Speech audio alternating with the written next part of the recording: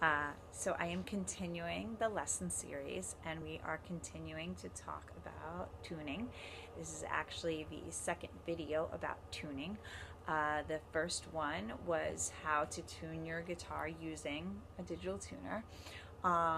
This video is about having to tune a guitar to itself. If for some reason you don't have a tuner, they are small and portable, and sometimes they find their way elsewhere. People borrow them, they get left on music stands, the battery dies. Sometimes you don't have a tuner. The first and foremost, the easiest way to tune would be if you happen to have another guitar player with you, who's got their guitar in tune, that they could give you the tones, right? Oh, here's the E string, and then you would tune your guitar up or down to get your tone to match theirs. But I'm assuming a lot of times when you're practicing, you're going to be alone. So what to do? You can tune a guitar to itself. What does that mean? You're going to start with your lowest string, which is called the sixth string, E.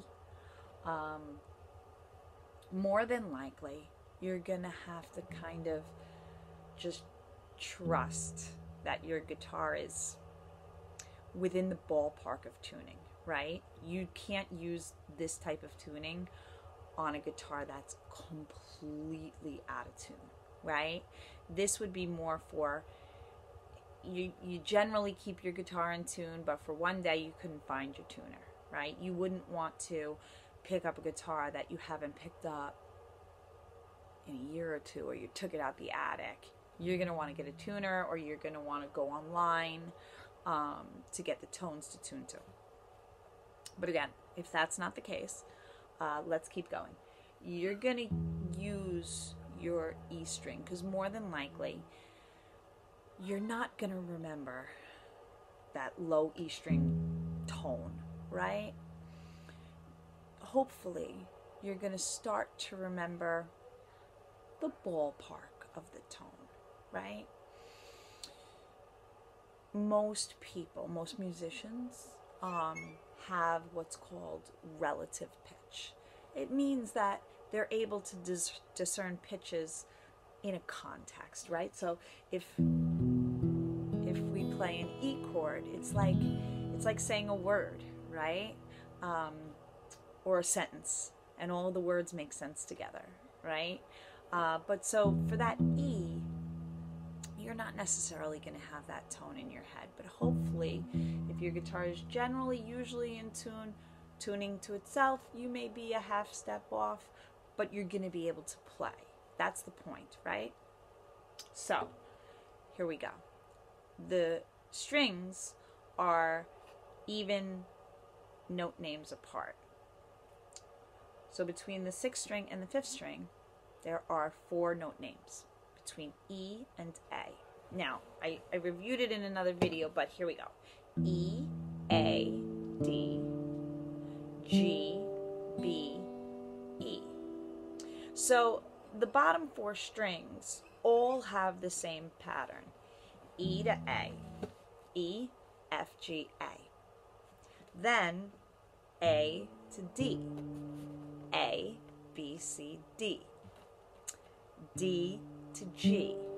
D, E, F, G. So let's talk about the bottom 4 strings, because there's a little change in the pattern there, but let's establish the bottom pattern first. So how does it look on the strings? And I'm going to show you how I get to the next string name. You do not have to do this when you're tuning, but here we go. E, I'm hitting my low E string. F, G, A. There it is on the 5th fret. So what you're going to do is you're going to press down the 6th string on the 5th fret, and it is going to be the same note name as the 5th string. Okay, hear that the tones are the same? Ugh, my phone. Okay, but I'm just going to keep going. Okay, so what you're going to do is you're going to play the 6th string to give you the tone to tune the 5th string, and then you're going to reach over and tune up or down accordingly. Okay, take the 5th string A, B, C, D. There it is on the 5th fret. So you're going to use that 5th string, 5th fret to tune the 4th string. Hear it? Now obviously my guitar is already in tune, right? I will untune and retune so you could hear that process, but I just wanted you to see how the tuning itself is configured here. Okay, so then you keep going. As I said, the bottom 4 strings. So we're up to the 4th string to tune the 3rd string. So D, E, F, G on the 5th fret, and then you're gonna hit that 4th string. And as I said, my guitar is already in tune. So my bottom 4 strings, I'm using those 5th frets. That's A to tune the 5th,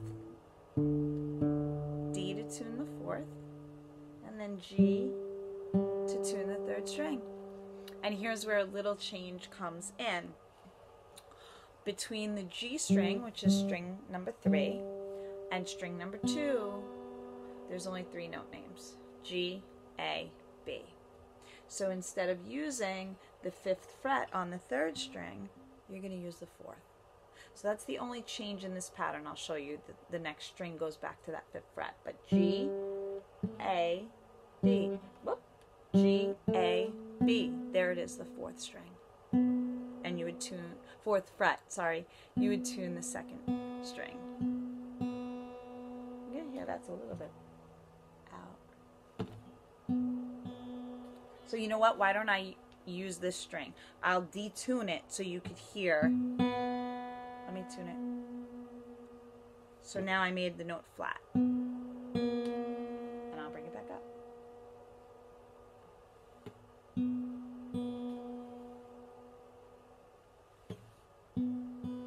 There we go. Okay.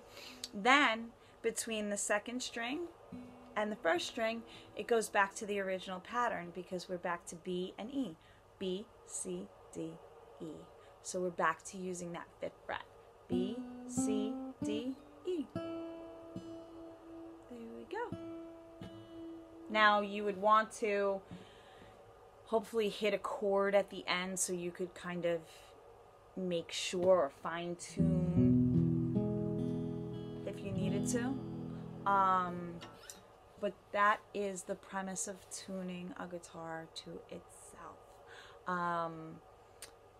It is based on the space between the notes, and you use the fret that corresponds. So except for tuning that 2nd string to the 3rd string, it's the 5th fret.